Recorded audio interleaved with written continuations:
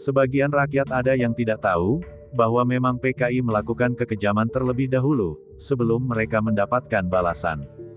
Terutama para generasi muda yang tidak mendapatkan pendidikan secara seperti generasi sebelum reformasi. Bahkan sekarang ada yang berkampanye bahwa mereka adalah korban yang dihabisi pasca peristiwa tanggal 30 September tahun 1965. Dalam buku-buku yang terbit dan ditulis ada yang menceritakan kekejaman PKI. Ada juga yang menceritakan anggota PKI atau simpatisan PKI yang menjadi korban. Seperti buku Palu Arit di Ladang Tebu, Sejarah Pembantaian Massal yang Terlupakan Jombang Kediri tahun 1965 sampai tahun 1966. Karya Hermawan Sulistyo, berapa perkiraan jumlah korbannya dibahas dalam buku itu. Dengan berbagai versi, dan angka yang berbeda-beda. Karena banyaknya korban yang berjatuhan, sekarang ada kelompok yang mendesak pemerintah meminta maaf terhadap PKI. Akan tetapi buku tersebut justru menjawab, penyebab banyaknya korban yang berjatuhan. Penyebabnya adalah akibat konflik horizontal yang terjadi di masyarakat saat itu. Karena kekerasan tersebut merupakan konflik horizontal. Maka menurut Bapak Hermawan Sulistyo, pemerintah tidak boleh meminta maaf kepada PKI. Tapi kalau negara disuruh mengakui genosida nggak bisa Pak, kenapa yang saya teliti itu ribuan orang. Konflik antar tetangga, antar keluarga kok, yang kedua emang Pak Untung anaknya Jenderal Yani, anaknya Jenderal Sutoyo, itu bukan korban. Saya ingat omongannya Nani Sutoyo, saya ini korban. Kenapa bagi seorang anak SMP bapaknya dibunuh, ditembak, dengan sadis di depannya, tidak bisa diganti dengan 10 gelar pahlawan revolusi. Konflik yang siap meletus setiap saat akibat perilaku PKI yang sudah keterlaluan sejak tahun 1926. Sampai tahun 1968, yang tercatat dalam sejarah membentang dari ujung Pulau Sumatera hingga Pulau Bali. Terutama kepada umat Islam khususnya NU dan kesultanan-kesultanan yang ada di Indonesia. Karena memang PKI sangat anti dengan kaum feodal, dalam hal ini keluarga kerajaan dan bangsawan. Mengapa sampai rakyat bergerak membasmi PKI?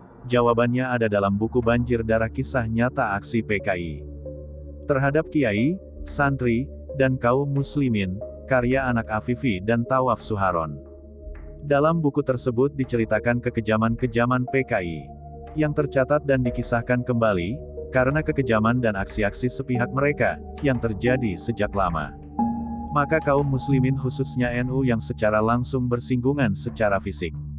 Akhirnya marah dan meledak setelah mendengar kabar pembunuhan jenderal pada tanggal 1 Oktober tahun 1965.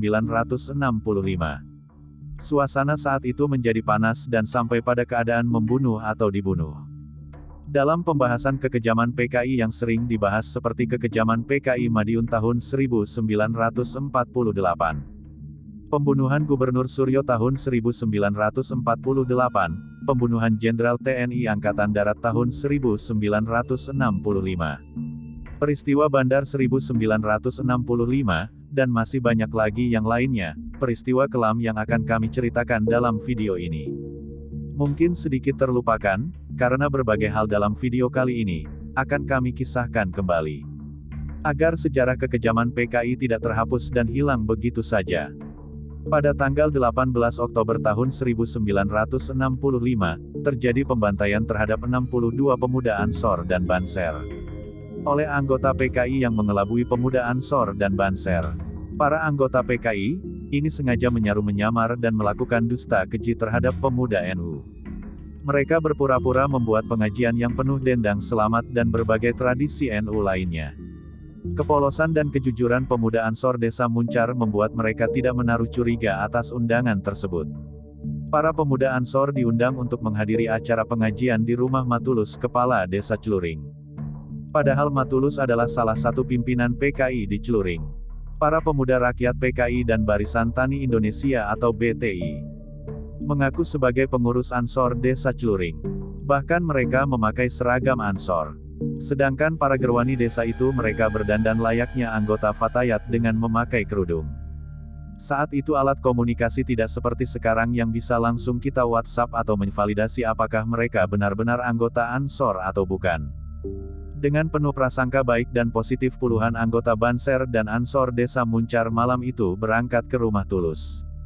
Setelah menikmati makanan dan minuman yang disediakan, berselang beberapa saat kemudian puluhan pemuda Ansor yang hadir dalam acara pengajian itu bertumbangan.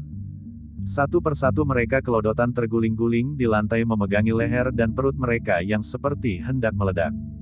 Beberapa di antaranya ada yang langsung keluar busa dari mulutnya. Para pemuda Ansor dan Banser ini ternyata dibuat sekarat oleh para PKI. Ternyata santapan hidangan yang disuguhkan sengaja diberi racun yang ganas, untuk membunuh para pemuda Ansor tersebut. Para pemuda rakyat BTI dan Gerwani bersorak-sorai saat melihat para Ansor dan Banser tersebut sedang sekarat. Lagu Genjer-Genjer pun mereka nyanyikan sambil menari-nari. Para PKI kemudian menyeret puluhan tubuh pemuda Ansor dan Banser tersebut, beberapa saat kemudian untuk dibawa ke rumah Mangun Lehar. Mangun Lehar adalah tokoh BTI yang diagung-agungkan oleh anggota PKI.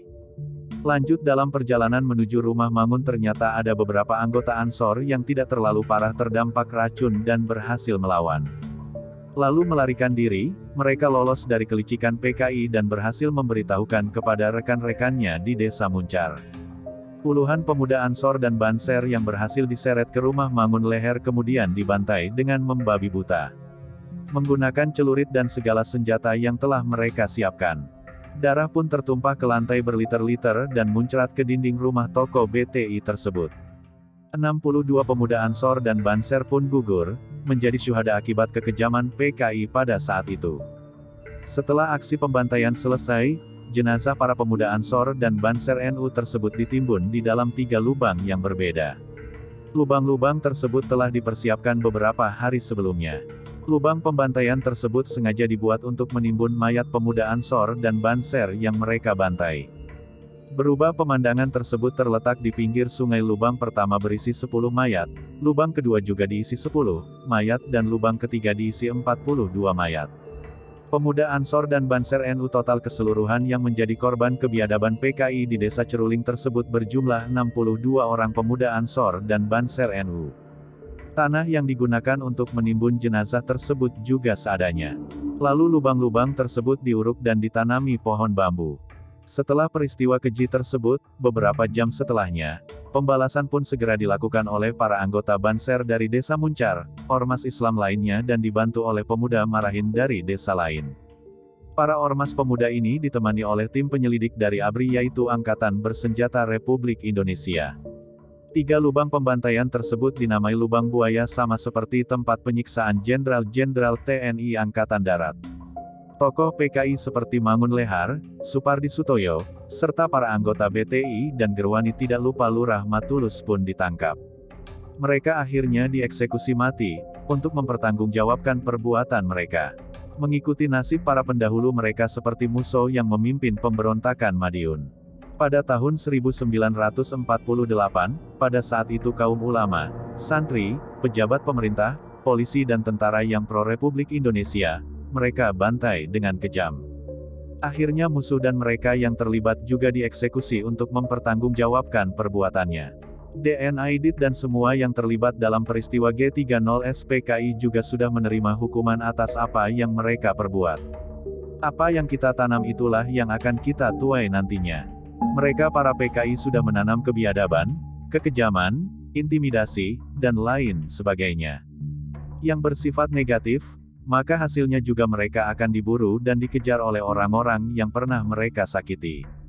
Itulah 10 kisah tentang pembantaian 62 pemuda Ansor dan Banser oleh anggota PKI, semoga kisah sejarah ini bisa menjadi pengingat dan sebagai peringatan bangsa ini di masa yang akan datang. Jika kalian suka dengan video ini silahkan tekan tombol subscribe dan berikan jempol ke atas, dan jika kalian menganggap video ini bermanfaat maka bagikanlah untuk teman-teman kalian yang lain. Terima kasih sudah menonton.